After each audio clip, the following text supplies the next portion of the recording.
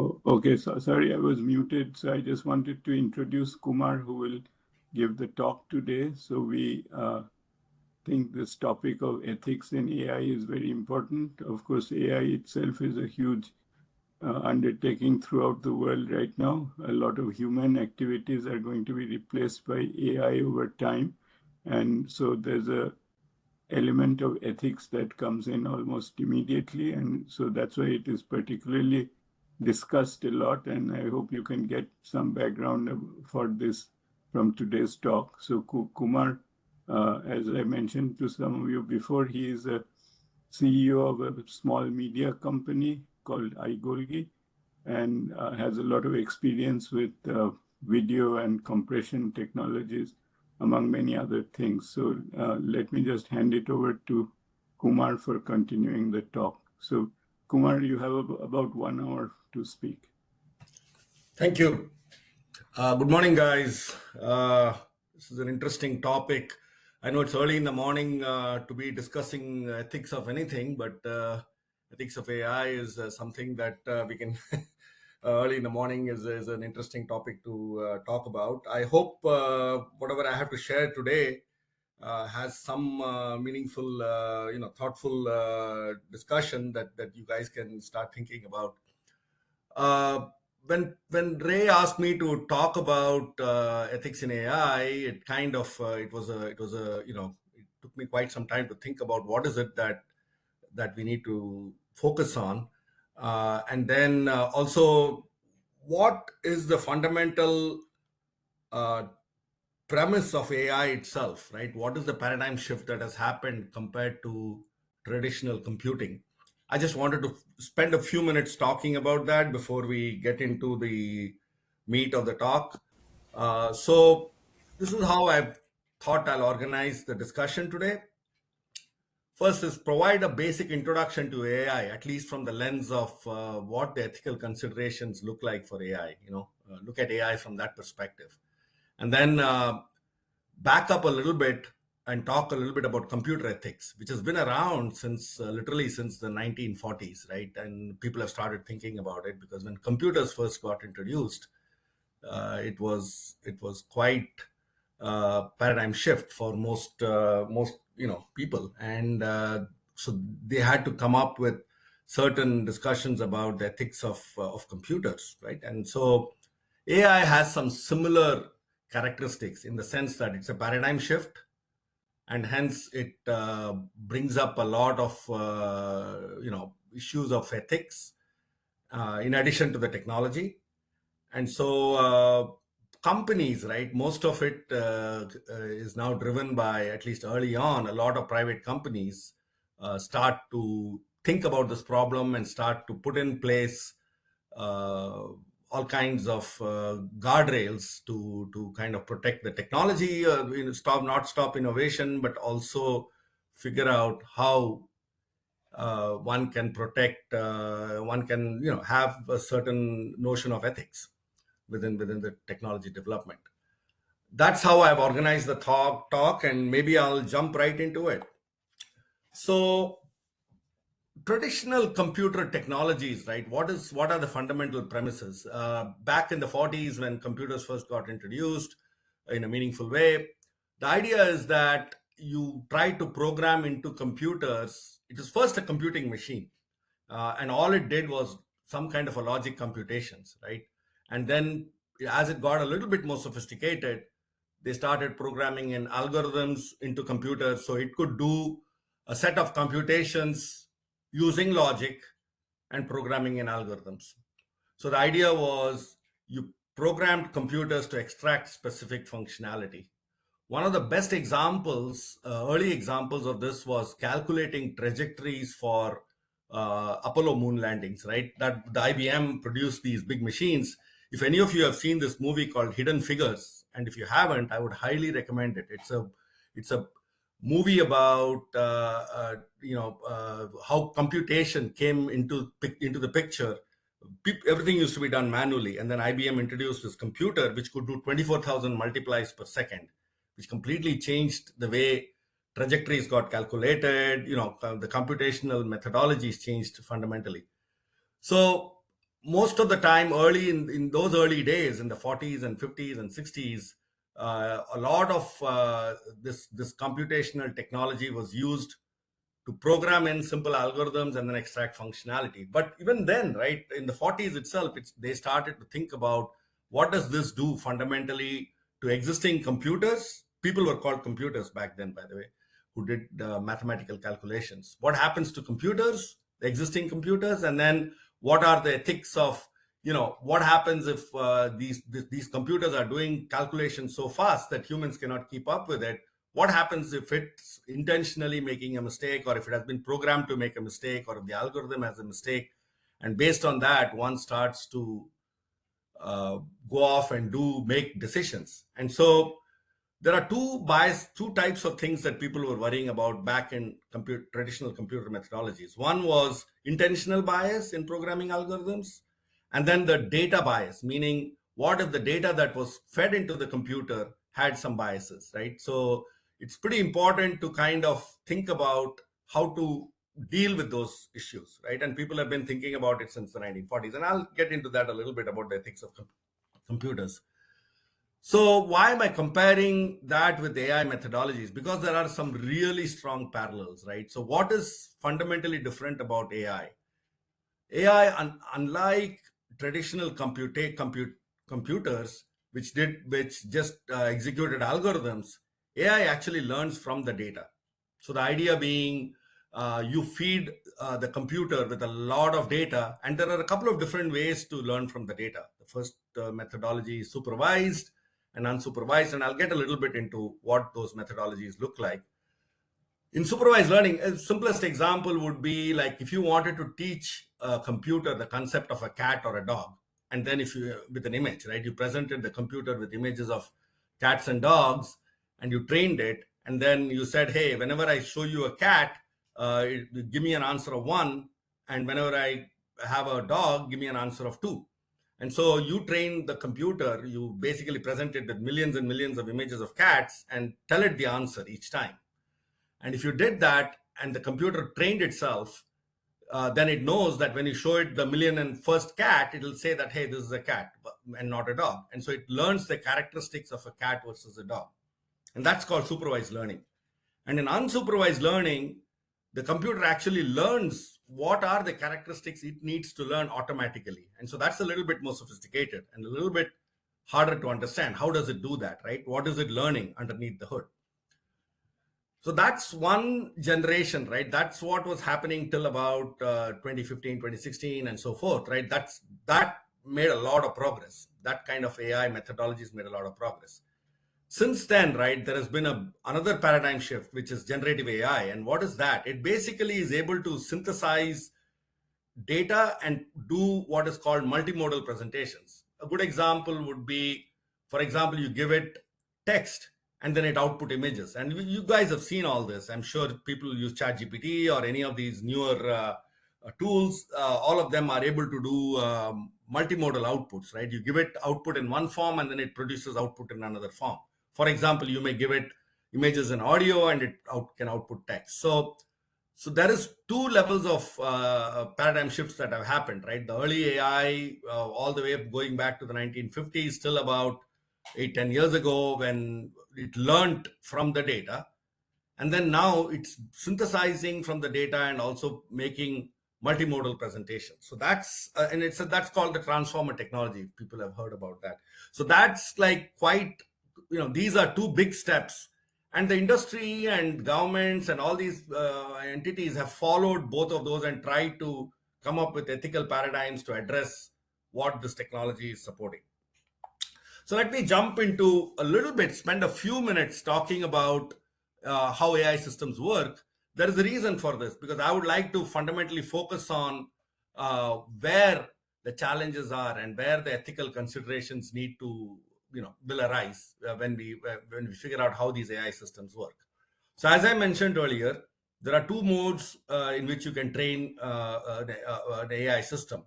One mode is supervised, wherein you give it an input and you give it both the input and the output, and then you train the network. You keep updating the network until it has learned the concept, and then you present it a number of such input-output pairs, and then a typical example is a classifier. You give it like 10 animals and train it with to recognize those animals.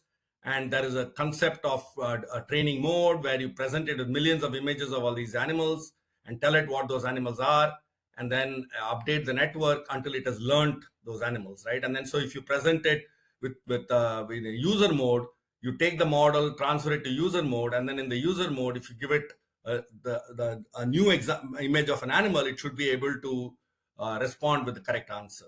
And there is a measures of goodness, right? How well does it do this? How well does the training take place? What does that input data look like? What does the output data look like? How long does it take to train? How big a network do you need to have? All these are variables, and this is what the industry has been focused on. All these different models that you will see emerge from various companies are playing with all these parameters, right? Of figuring out how big a model needs to be, what can it learn, how well does it learn it, and how unreliable, how often does it make mistakes, right? And by the way, it will make mistakes, right? These models are not all infallible. Unlike algorithms, which can be totally infallible, these models are not infallible. In unsupervised learning, you just presented the data, and there are architectures, these kind of network architectures, where it tries to learn what is the correlation of the underlying data, and it learns it can automatically learn a few concepts, and I'll go over what those concepts are. You'll see that in a minute. But fundamentally, this is the way the AI system works. You get into a training mode, you give it, you train this network to learn some concepts, and then you transfer the model into a computer, and then it gets used in a user mode, wherein they present it new data, and it kind of responds to that new data. So when I mentioned this network, I just wanted to kind of jump in a little bit and talk about what that network looks like, and how to parameterize that network, and what is it that these networks look like.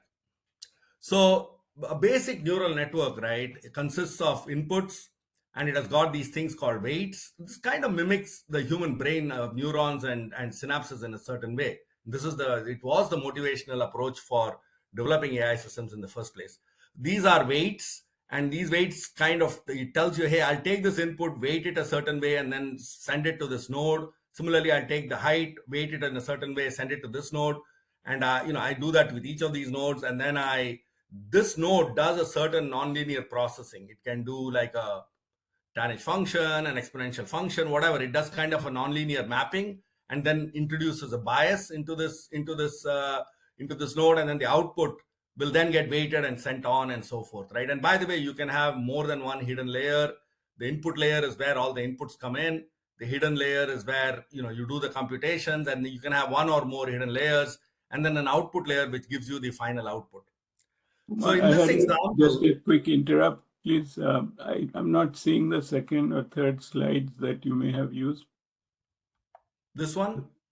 It's only showing the cover page right now. So let me just ask students if you're able to see the slides or not.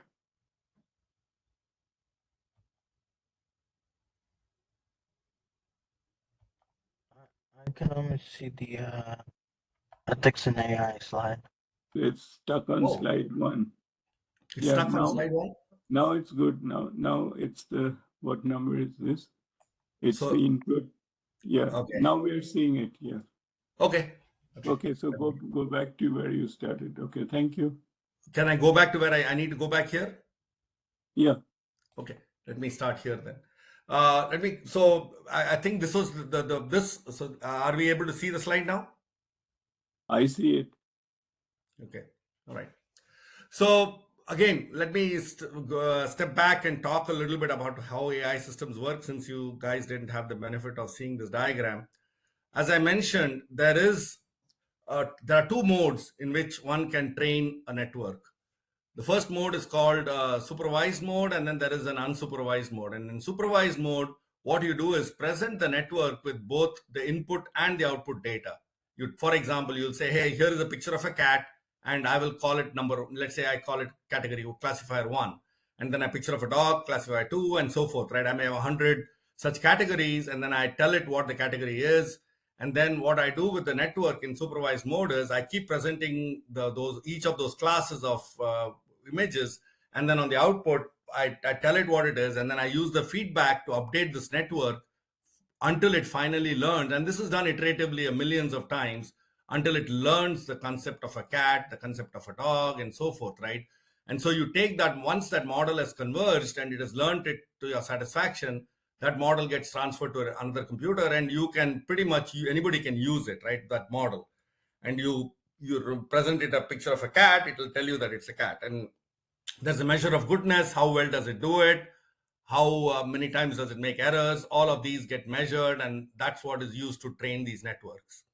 That's what is done in supervised mode. In unsupervised mode, you just present it with data, and it kind of self-learns concepts. And that's a little bit harder to comprehend, but you'll see what kind of concepts can a network learn. We will talk about that for a little bit. And the reason I'm presenting all this is because all this has implications on the ethics of how training happens, how data gets presented, how the models get transferred. All of these have implications for the ethics of AI in general. So in summary, you have a concept of a training mode where you train a network, and then you have a concept of a user mode, which is when all the users start using that model. And ChatGPT or any of these examples are doing it exactly in this way, that they go off and train these networks and then present it to give it to users, and then users start using them. Whenever you guys look up a ChatGPT query, that's what is happening. It's actually in user mode. Jumping into the network, right, itself, what is the basic neural network that I presented here? I talked about a neural network and I said, hey, this gets trained. What is that? What is that neural network? And it must be very familiar to some of you, but at least I just wanted to run through it real quick because I want to establish some parameters and some things that are important in practice. So in this example, I'm trying to determine, giving it the weight and height of people, I'm trying to determine the gender, right? That's the example that we have here. And so what happens is you present it millions and millions of data points of weight and height. What it does is this kind of resembles, as I mentioned, what a human, the motivation for a development of this kind of technology initially was based on how the human brain is, right? It's organized as nodes and synapses. And so it's kind of a similar construct, although it's, far from being as powerful as a human brain. But the idea being that you have inputs, and then those inputs get weighted and then presented to these nodes. These nodes have some kind of a nonlinear function in addition to having a bias term. And then they kind of do that computation and forward it along, and so on and so forth, right? Every node does that. And then you create an output, and then you update these weights and you update these bias terms. And that's the learning process, where you keep feeding back error functions from the output of whatever you presented initially. And then those errors feed back into these weights and these biases. And then once it's completely adjusted, you give it a new weight and height, and it will tell you the gender correctly, hopefully. So in this example, you have 6 weights. I've shown you 6. And by the way, you can have any number of hidden layers. There is hundreds of hidden layers. You can have a massive network and you will see in a minute what I mean by that. There is, hundreds of, literally millions of nodes that you can have doing these computations and learning very, very sophisticated, concepts, right? Using these networks.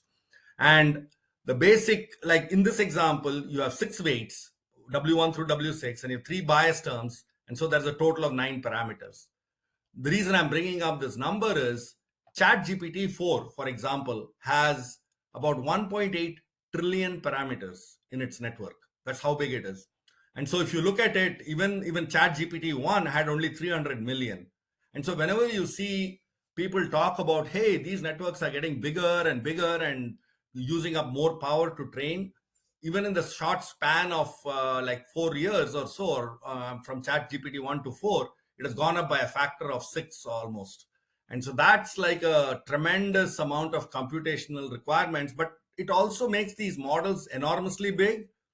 And so what people have started to do is think about, hey, I can't have these massive models. Let me make them hierarchical, specialized models, right? I will keep, let's say I'll still keep it at 300 million, but I'll have 6 such models doing different things, and I'll tell it which of these models will be used for what purpose upfront.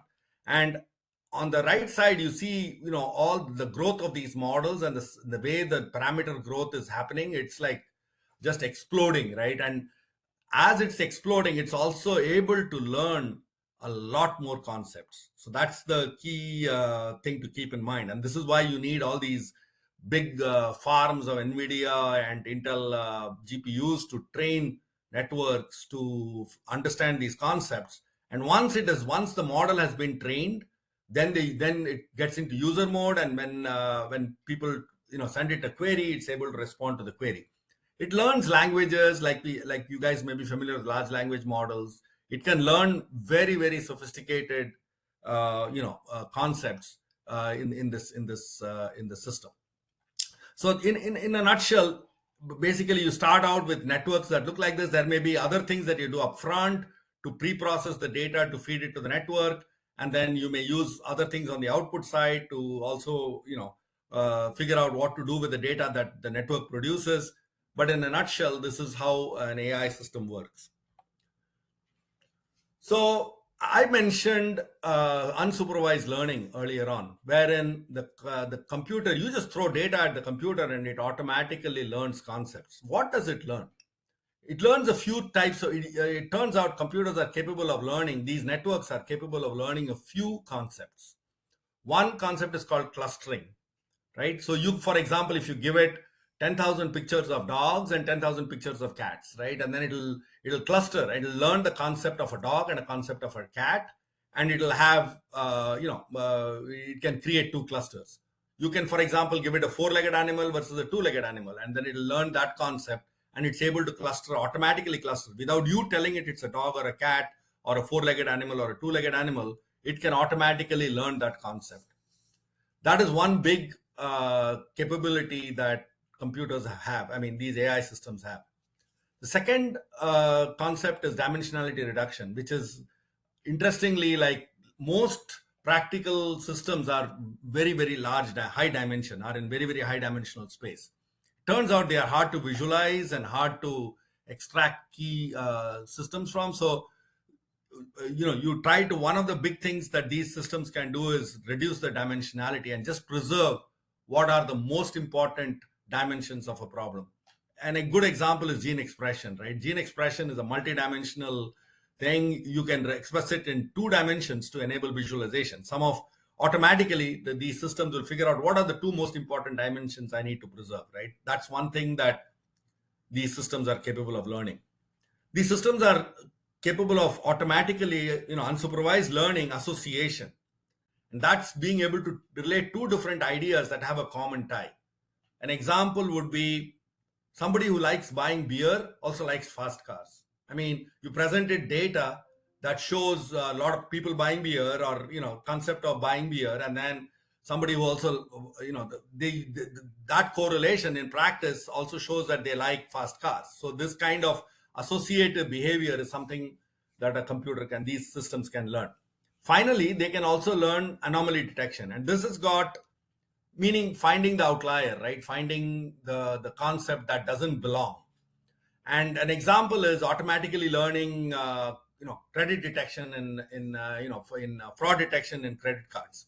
That's a very good example of finding the anomalous behavior. It automatically learns that. So it knows about user behavior, and when it sees anomalous, it can learn the concept of anomalous behavior and flag that, hey, there is something that is happening that is not normal.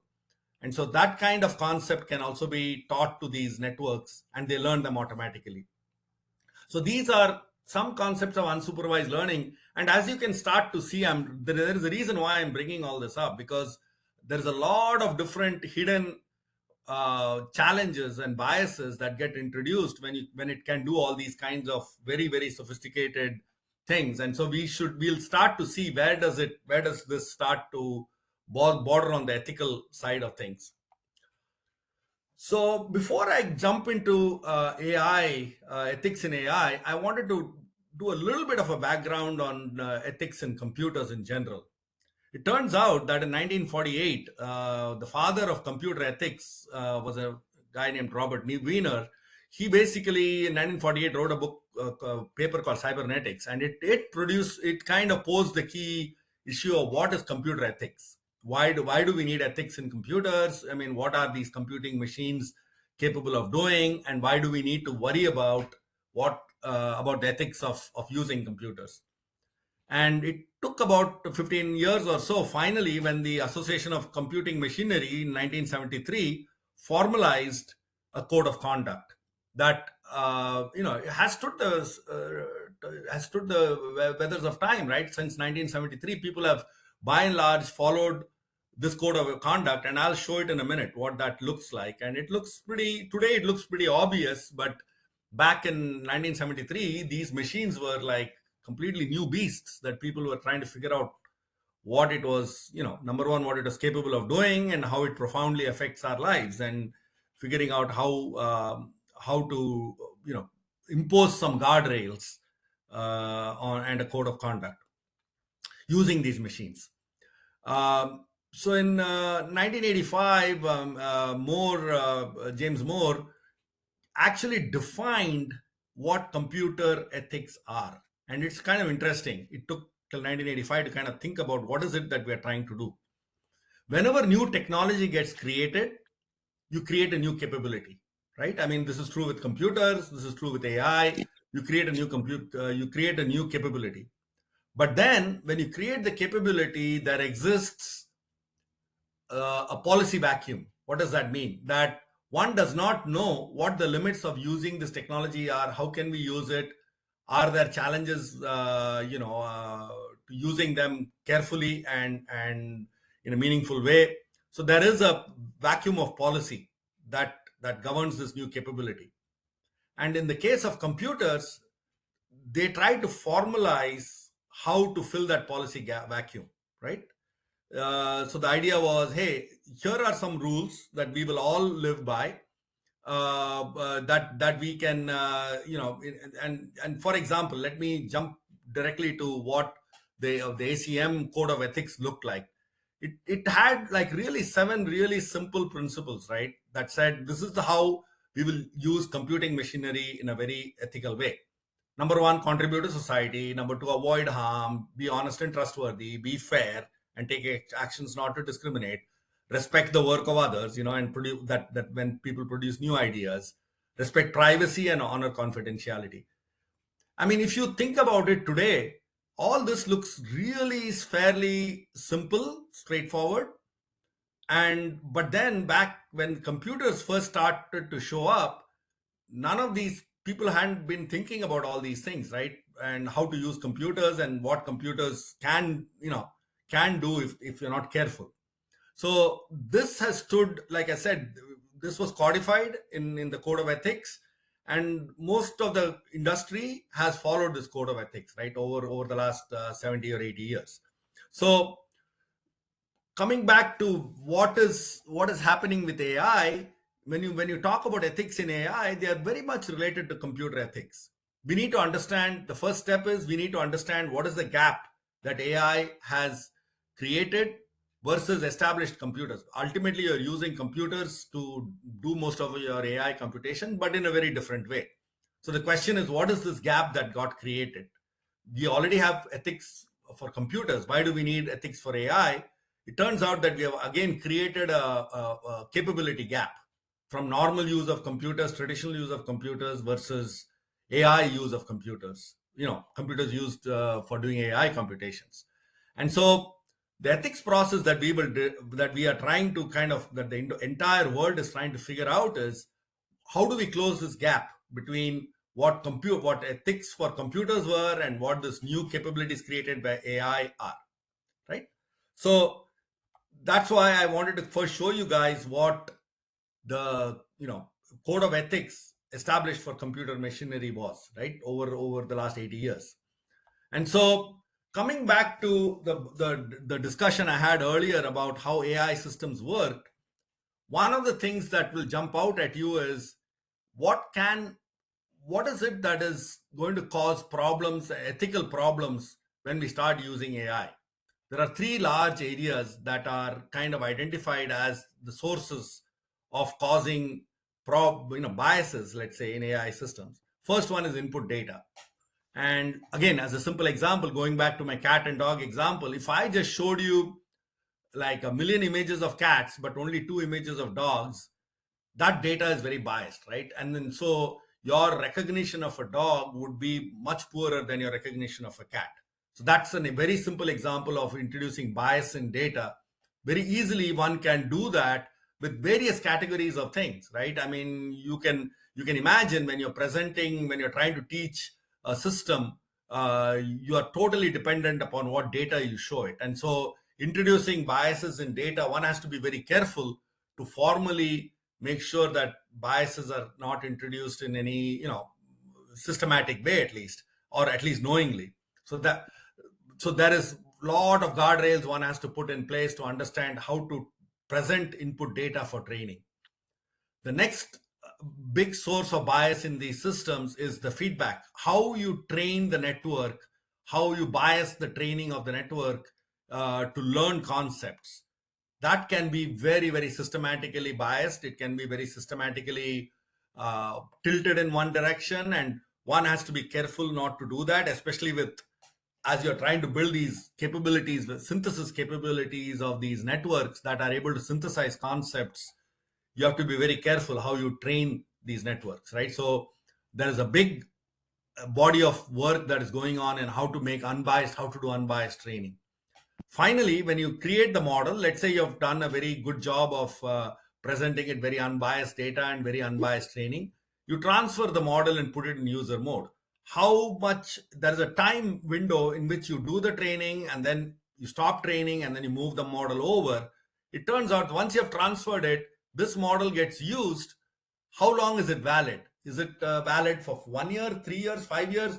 And will you start introducing wrong concepts 5 years from now if you use an older model?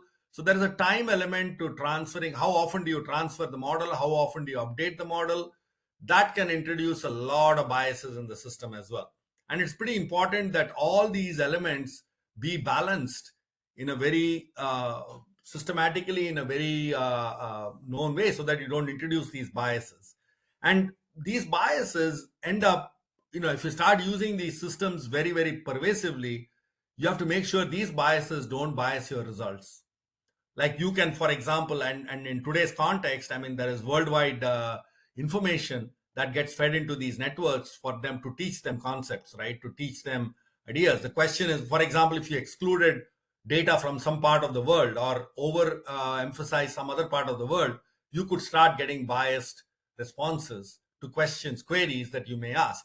So it's very easy for these systems to go astray in that sense. And so one has to pay very careful attention overall. And the key question becomes, who is the owner of these things, right? Because very, very large companies are doing this kind of training, and there are very many different models. The question is, how do we know what is the real truth, right? How do we make sure that biases haven't crept into these systems? So this is where the ethics and a role for more centralized, and this is not just a single government either, right? This is a worldwide phenomenon. And so one has to wonder how we are going to manage this on a worldwide basis, just like we did with computers. As we had to, computers were very pervasively used all over the world. And so the ethics of using computers all over the world was kind of agreed on in a general premise. The question is, how do we do this with AI? Because again, keep in mind, the capabilities of AI is like, an order of magnitude more impactful than what we were doing with computers to date. So what is new? So the key question one can ask is, what is new compared to traditional computers? And like I said, there are a few things that are tricky with AI systems. One is transparency. Because of the volume of data, remember in computers, what we did was there was an algorithm, you programmed in the algorithms, or you had a set of logical things and you knew what it was, and it was within our understandable realm of the programmers. And so, one can guarantee either automatically or, manually, one can guarantee transparency. With AI, you're training it with like trillions and trillions of pieces of information from all over the world in all formats. How do you guarantee transparency? How can one, even if you took all that data and placed it somewhere, how is it transparent? Can one see what the system was trained with? Very hard to do, right? And most companies are not able to do that. The next thing is fairness, and like I mentioned, fairness is obvious, because how do we guarantee fairness in the training, in the data, and all the biases that I talked about? How do you avoid that? How do you avoid bias and discrimination? Not easy to do, right, in all these systems. Explainability, how do you explain what the system has learned? This is a completely new concept. In traditional computers, we always knew that if I gave it this input, I'm going to get this output. Yeah, I can do some randomness, but other than that, I know what it's doing. Now here, sometimes in unsupervised learning, for example, it learns concepts and you may not even completely be able to explain what was learned by the system. We need to make sure that there is some understanding of that, and to make sure that that is not adverse, doesn't have unintended adverse effects. Accountability, this is another big area, that in computers in general, traditional computers, there was accountability, because we could track what is going on. Here it gets a lot trickier because there is self-learning on the part of computers. So that's challenging, right? How do you have accountability? Inclusiveness is like similar to bias, to make sure that all your data is sort of fair and balanced, and how do you guarantee that? And finally, providing human oversight, right? In computers, in traditional computing technologies, the human oversight was very, very obvious. Here, since the learning is self-learning, there is a concept of self-learning within these systems. How do you provide human oversight that is keeping on top of it, right, to make sure that it's not going astray? So there are all these new challenges and differences compared to traditional computing technologies, right? And so this is why this area gets really tricky in a hurry. So one of the things that I wanted to bring about is, so all these categories that I talked about, all these new things that have sprung up compared to traditional computing, why are these categories created with AI? So the fundamental, and I thought about it for a bit, and the fundamental reason is because AI systems are actually synthesizing information. They are not just presenting information from various sources. 10 years ago, if you looked up a Google query, you got 50 results for a particular search item, and they were just presenting information from various sources. But AI systems, what they now do is they actually synthesize the information not just from 50 sources, but maybe 5 million sources. They're synthesizing this information, and the synthesized information may or may not represent the real truth. So it's a function of how it was trained, how the system was trained. The process may be biased, it may be flawed if the data used for the training is biased. So there is a big challenge with modern AI systems about how these trained models get used. Hence, there is, all these new categories will mean the new categories of problems that I indicated in the previous slide now represent you need to have new checks and balances to kind of deal with those issues. And that's what I mean by there is a vacuum of policy, right? So there is no policy in place to systematically deal with all these different categories of challenges that the new systems pose.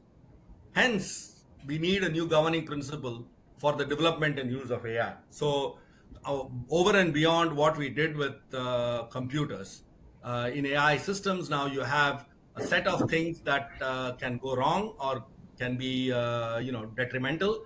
And so you need to put in the right kind of guardrails and governing principles and agreed upon practices, not just in one or two companies, but on a systematic, on a worldwide basis. And that in itself presents a challenge, right? Because you can't tell everybody how to go about using these technologies. So let me switch gears and talk about a few companies and that the approaches they have taken towards ethical AI. And these are companies that have spent a lot of money, a lot of time developing AI systems and things like that. And they very early on they started to recognize this vacuum of this policy vacuum. Obviously, there was no governmental policy, there was no industry-wide policy or anything like that. So companies started to do this on their own. Google is a very good example. And by the way, I would highly recommend you guys go over what they started to do back in 2019. Annually, they would they put out a report every year, 2019, and even this year they put out one report, and they kind of talked about the progress of how they want to use AI and AI technology and things like that. This is all found on the website, on their website, on their AI website, and they talk about the progress update and on an annual basis. And I'll go through it just real quick. In 2019, they first came up with the formulation of the guiding principles of AI, and they had 7 principles similar to what we did with computer technology. But in addition, they did something very interesting. They added something which they said, here are the things that we are not going to work with in AI, which was kind of very interesting. So they had 4 categories of technologies that they will not design or deploy, technologies that included weapon systems, surveillance, and other harmful aspects. And then they started to refine this in 2020. They started to refine this with more tools for fairness, data security, and then they introduced facial recognition in a very, very controlled way, because facial recognition can be very, very tricky and very detrimental if not used right. And in 2021, they started to pay more attention to international efforts, the G7, G20, OECD. So, back in 2021, all this started to expand worldwide. Everybody started using these technologies. And so one had to figure out what other countries were doing, and started to have more formalized review for different application domains. So as you can see, and by the way, you can go in and read these documents. I had that in the previous slide. You can go in and read these. They're very interesting read. They talk about how they have been starting to think about this. And by the way, this is in the last 4 years. So it's like evolving really fast, right? And on an annual basis, there is a big set of jumps. And so in 2022, they started, by the way, translators and multi-language models start to show up in 2022. This is only 2.5 years ago.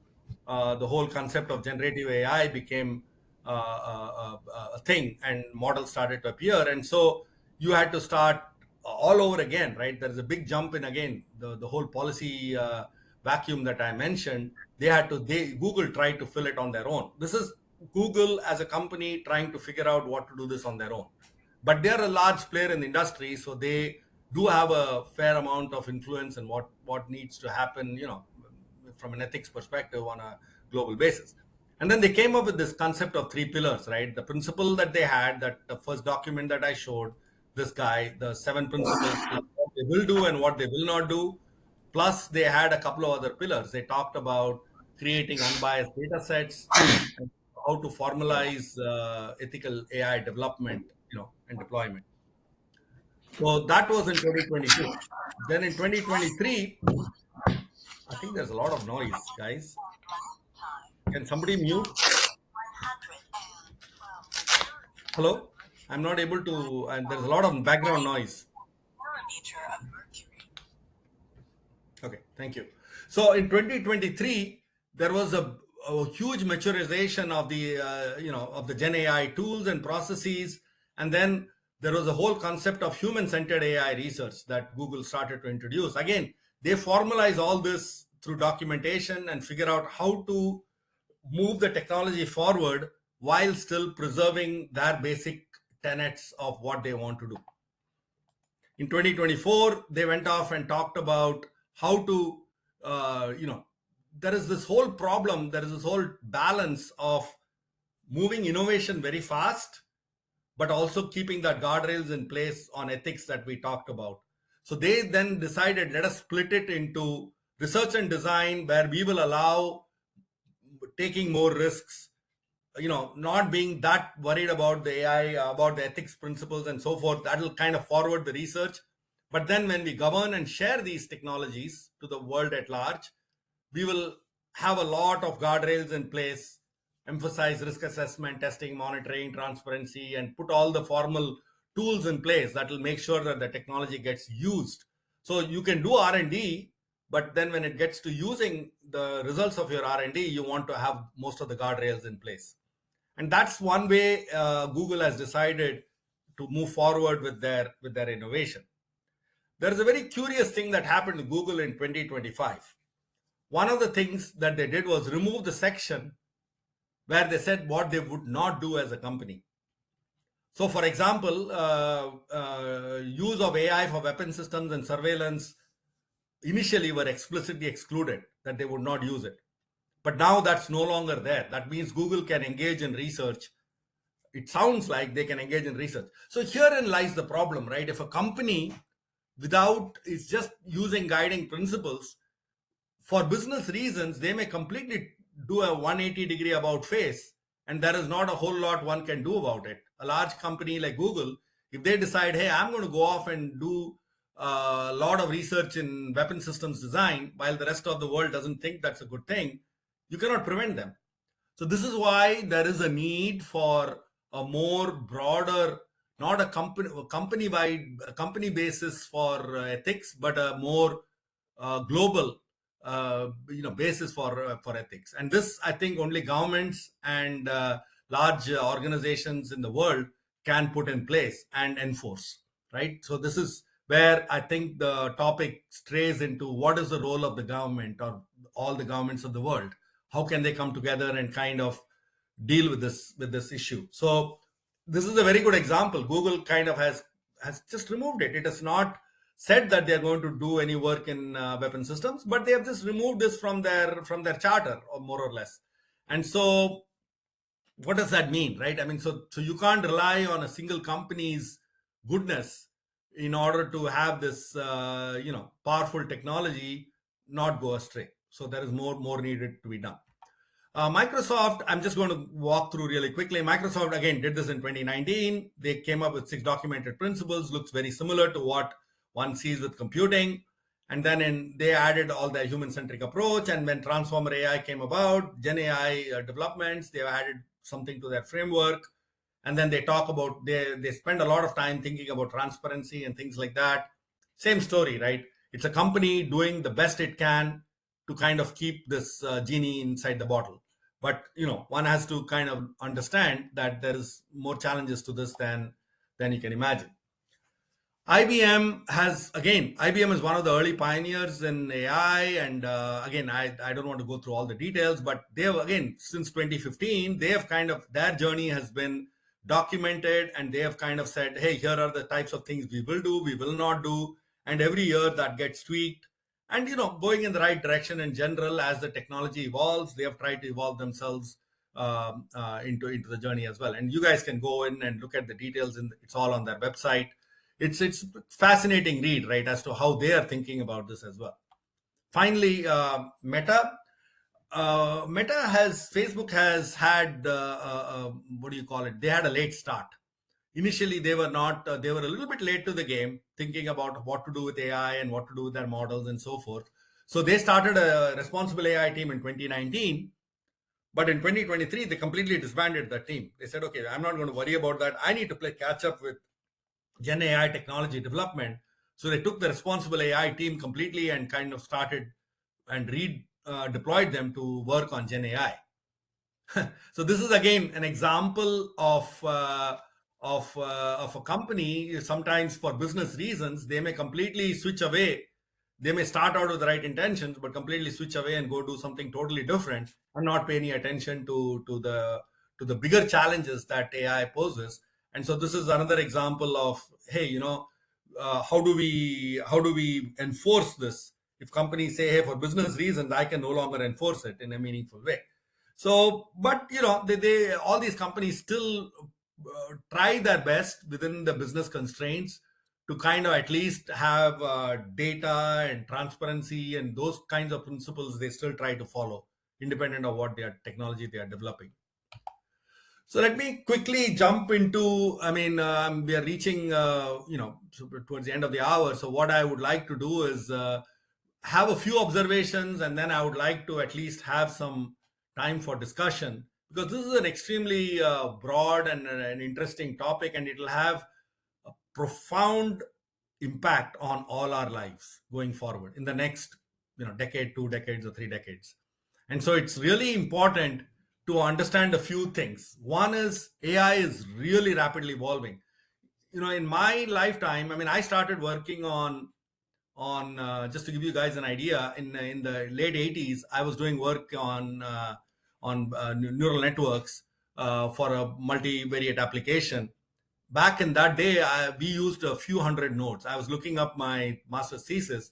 We used a few hundred nodes to train networks, and it took me a week to kind of train a network. It had probably, I don't know, a few thousand parameters.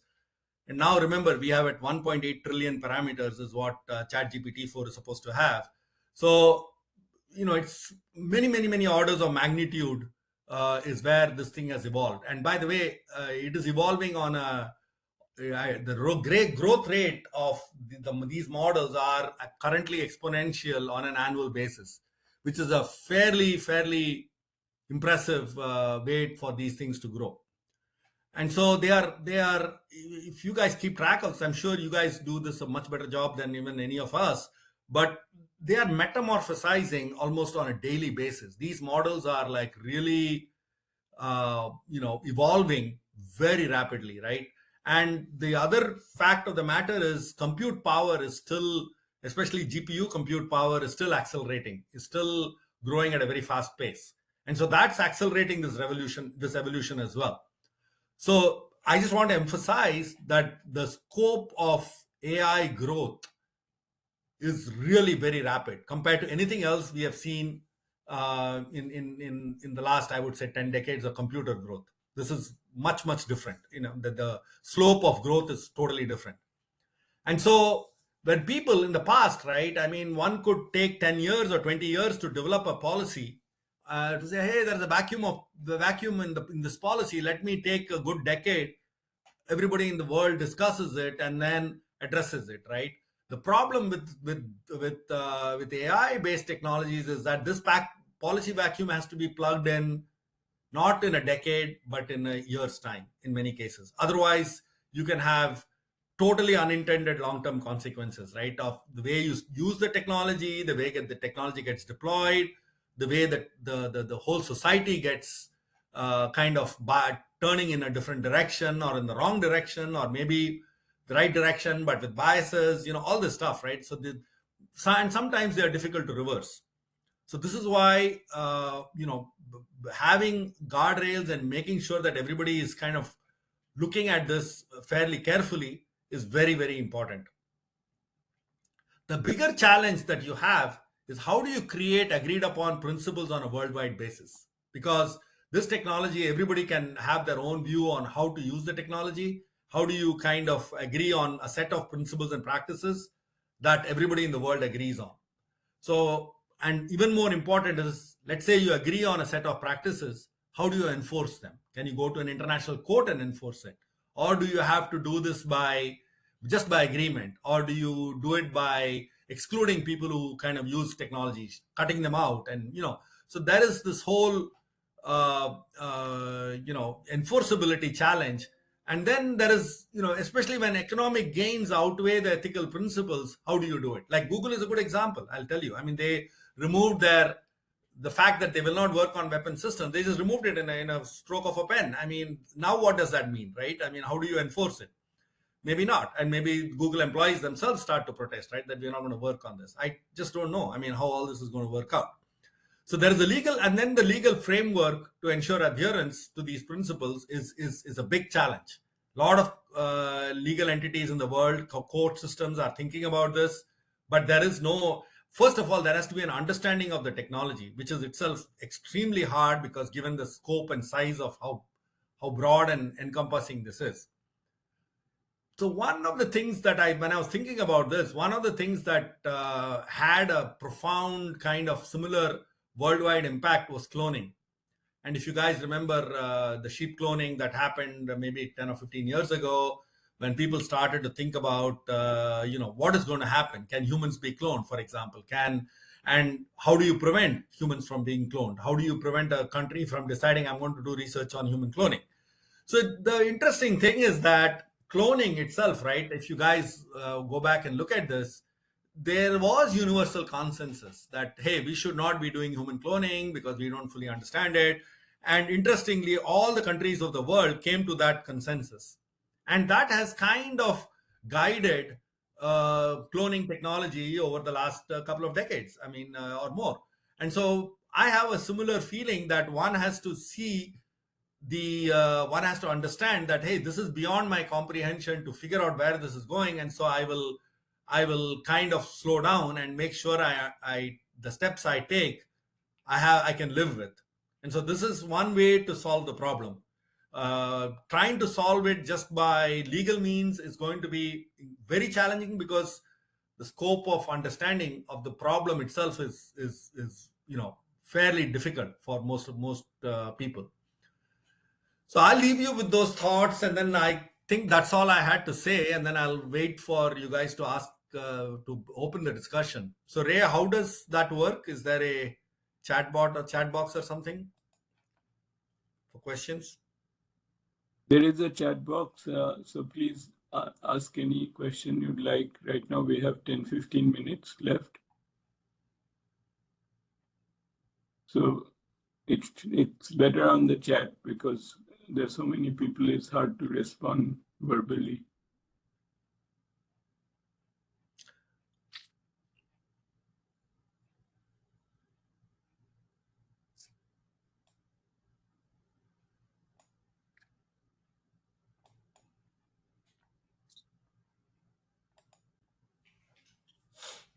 Don't be shy to ask the first question. I see one good, so keep going. Alex? Yeah. Is the issue that biases are often unconscious due to how humans' minds often take shortcuts? Yes.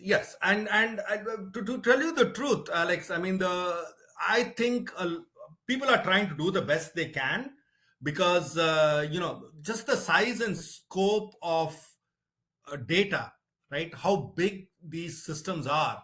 It is very hard for us to, we take shortcuts, absolutely, and we would be the biases we introduce are, in all likelihood, in most cases, they are unconscious. However, even if it is unconscious, the fact that there is a bias introduced has to be dealt with, right, in the future. And so the question we have to ask ourselves is, are there tools that we can introduce to systematically make sure that these biases are either not introduced, or if they are introduced, they are corrected as a corrective action? So that's where I think the challenge will be, right? There is this huge aspect of the size of the data is what is preventing us from dealing with this problem in a systematic way. Thanks. So Kumar, another question came up. How would you alleviate the issue of copyright and unethical data sourcing? So this is Aman, this is indeed indeed the challenge of all these companies.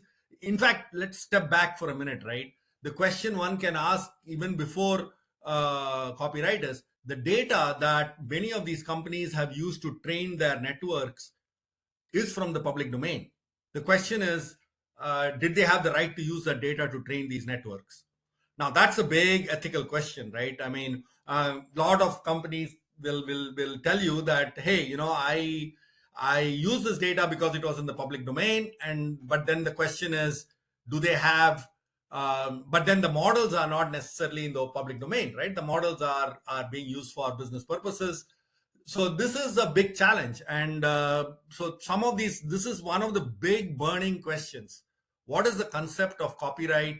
What is the concept of innovation in the AI world? Because you're training these systems. Let's go step back again. Let me go back to the world that I'm that familiar with. In the world of traditional computers and computer technologies, you had an algorithm or a method. You were able to patent the method, and you protected yourself. You protected your intellectual property. How do you even protect intellectual property in this space? How do you protect the concept of copyright in this space?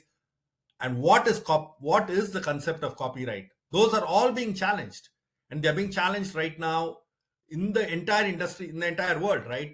So these are all questions for which I don't have any answers to, and the this is where the industry needs to agree upon certain principles. Like, for example, they may say, hey, if I train with this data, I will make public what this training data was. And many companies are trying to do that. That is one way to tell at least people that you can repeat what I have done.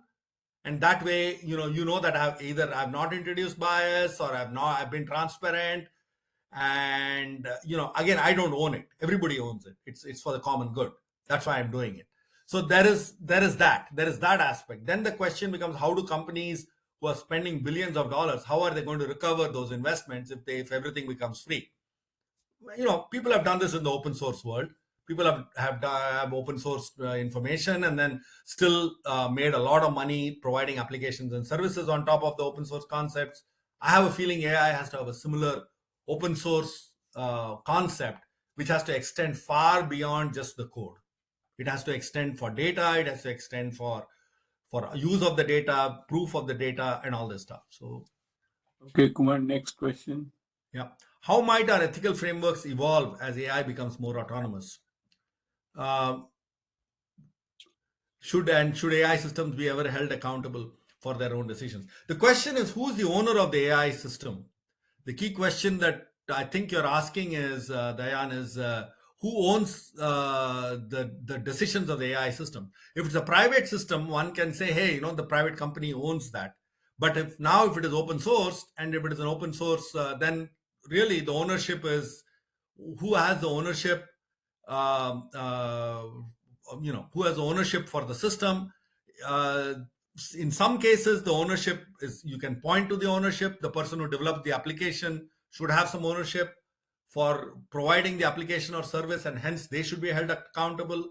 Ultimately, at the end of the day, you cannot point back to a computer and say, hey, pay me my reparations.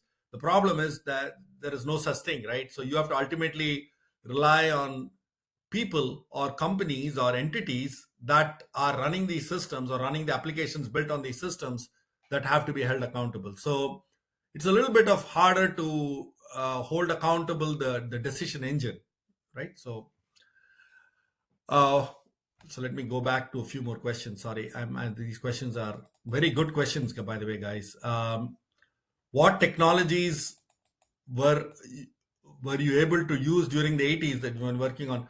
So, I had a VAX back in the day. We had Spark machines. Sparks was a Sun machines, and Linux had just, Unix. We were using Unix. Linux wasn't a thing yet, and essentially I would run my model for a week to train a network, which was, I think, at that time initially I had about 200 nodes, and so it had maybe about 10,000 parameters or less, and it would run for an entire. So I would start up my experiment and then take off for a week and come back and look at it after a week.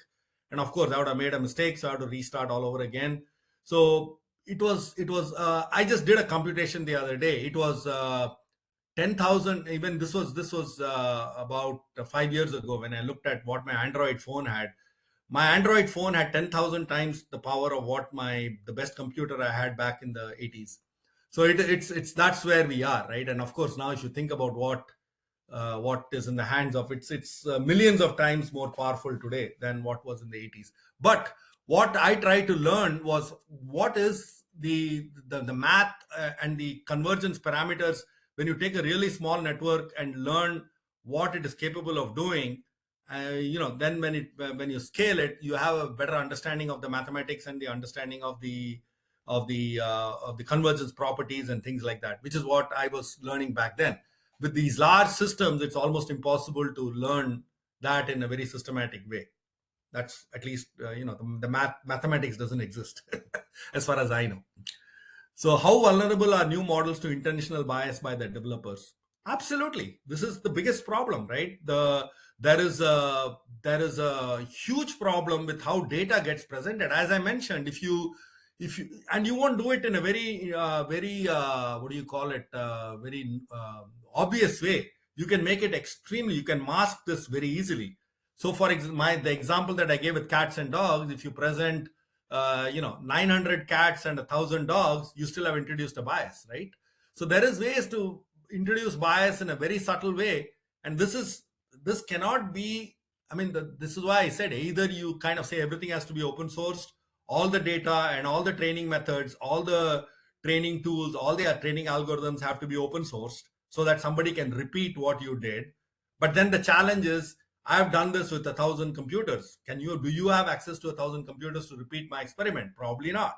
And this is the problem, right? So you are relying on the goodness of a large company to tell you the truth, and not only tell you the truth, but also you cannot, given that these systems are so large, you cannot repeat those experiments. So one of the good things about scientific experiments in the past was you show all the data that you had and people can repeat what you did. And so you're verifying that what somebody else is saying is true. Now with these large systems, it's almost impossible to do that. So the challenge is that you're self-regulating, and this is indeed one of the big challenges of these new technologies. How can we balance the potential benefits of AI technologies in enhancing productivity and innovation with the ethical considerations of job displacement? Yeah, sure.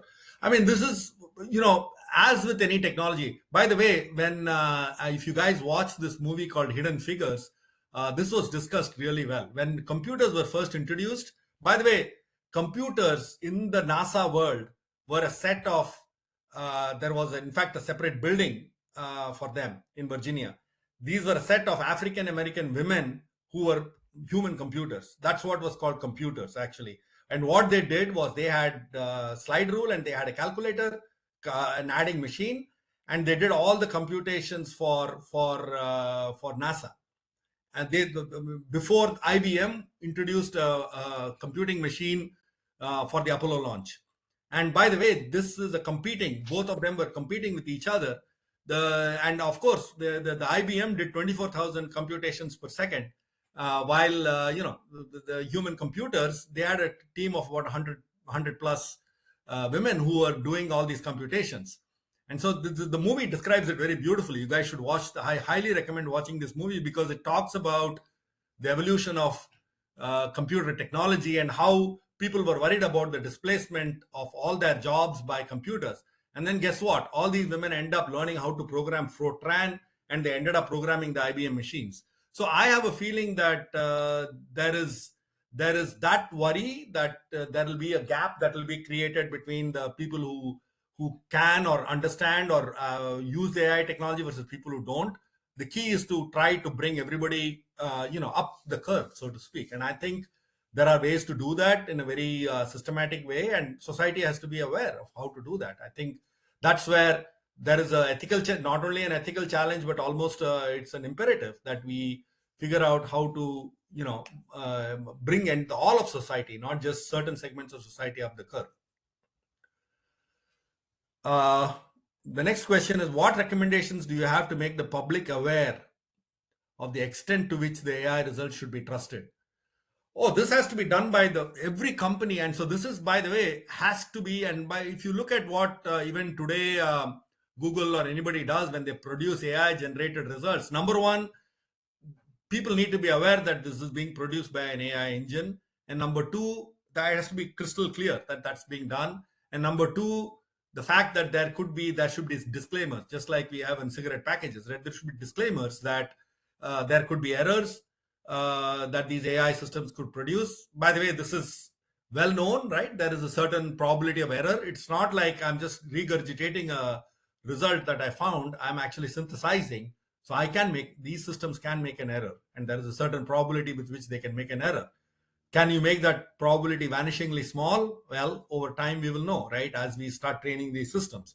But absolutely, it has to be made clear that I think this has to be almost codified in government systems and by the governments, that when you produce results generated by AI systems, people need to be made aware of that. Kumar, I think we're running out of time. Ray? I'm just adding a short comment to your this question. Yes. So I think people often overlook the issue of accuracy or probability of an error because people talk a lot about learning part, but in terms of actuation, you might control a car to go left instead of right.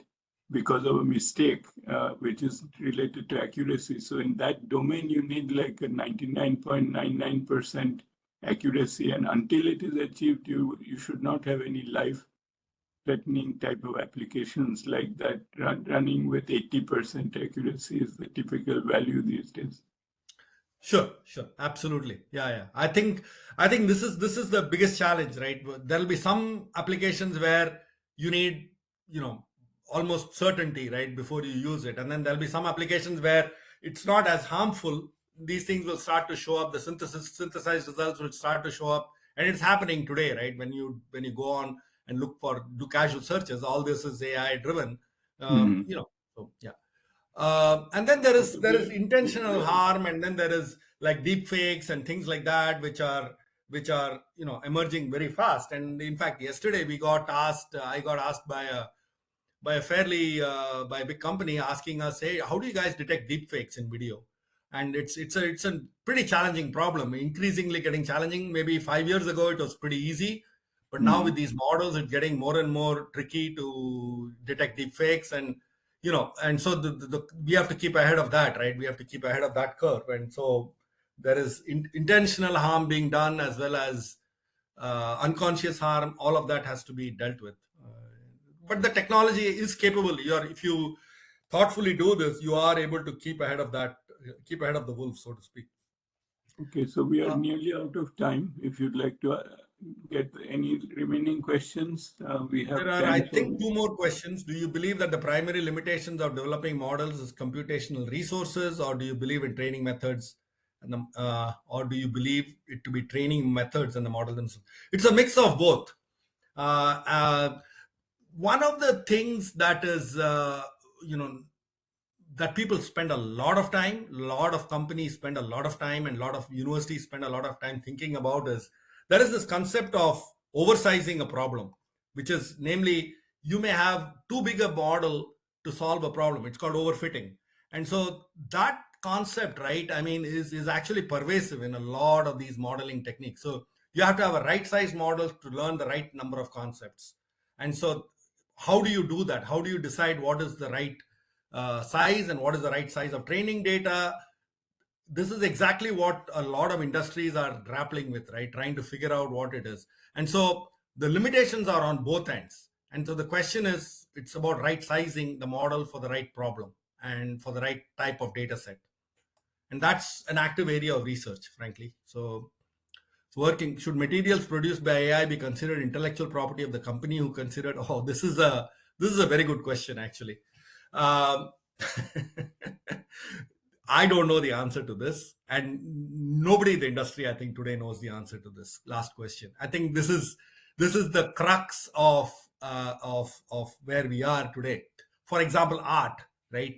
Is if somebody creates art with using an AI tool, should that be considered? Do they own that intellectual property, or is that owned by the engine that produced it? Uh, so the whole concept of copyright, intellectual property, and the concept of ownership will evolve in the next 10 years in profound ways, compared to totally different than what we have been used to today. Today we have a patenting system, we have a protection system, we have a copyright system that pretty much guides what we do. In my opinion, this is going to get totally tested in the next decade or two, where we have to think about how one what is the motivation for somebody to develop this, and how are they going to continue to make money protecting it, and how do you prevent all these biases and maluses, malfeasance, and all the stuff that we normally see. How are we going to protect it? So our patenting system, our copyright system, and our legal system is going to be tremendously challenged in the coming 2 decades.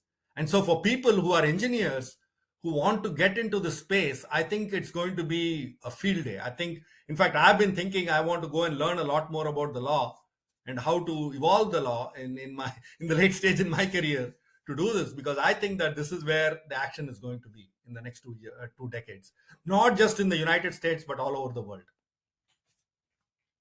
Okay, Kumar, thank you for all these discussions. If there's any last important question, you can ask. Otherwise, we'll thank our speaker today, Kumar, and it was a very good discussion, and it's more authentic coming from somebody in industry like you. Thank you. Thank you. Thank you, guys. Thanks a lot. And please feel free to email me. Let me put my email address here. You can feel free to email me if you have any questions that you want, or any follow-up discussions you want to talk about. Let me send this. Yeah, this is, I think, my private email. You can use it. Please send me emails if you have anything to talk about. So, Ray, one other question: are these slides going to be available online and the talk? They're already posted on the course website. Mm-hmm. And will that be publicly available for them to see It's it, or not how does public? It is for the students to see. okay. It's in the Canvas system, so it's not Perfect. visible outside here. Okay. Thank you very much, guys. Thanks a lot. I mean, and thanks, Ray, for giving me the opportunity to talk about this, because this is a burning topic in all our Great minds. topic. There's a lot more to be done here. Right. Okay, so thank you. Thanks, again. guys. I'll close the session now. Okay. Have a good day, guys. Bye-bye. Bye.